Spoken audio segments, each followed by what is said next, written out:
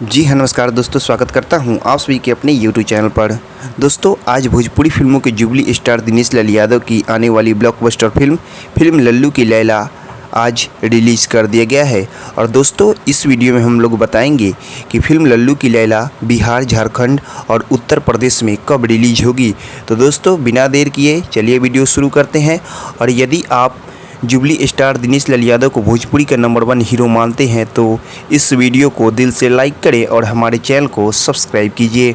दोस्तों, jubilee star Dinesh Lal Yadav और आम्रपाली दुबे जी की आने वाली ब्लॉकबस्टर फिल्म लल्लू की लैला आज मुंबई में रिलीज हुआ है।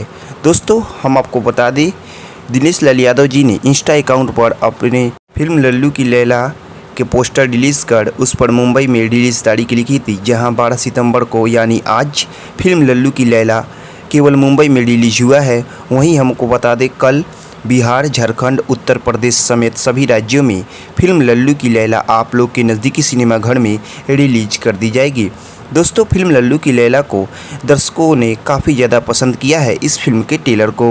वहीं इस फिल्म में आपको दिनेश लाल यादव, आम्रपाली दुबे जी और यामिनी सिंह, कनक पांडे, सुशील सिंह और संजय पांडे जैसे मजे हुए कलाकार इस फिल्म में आपको देखने को मिलेंगे।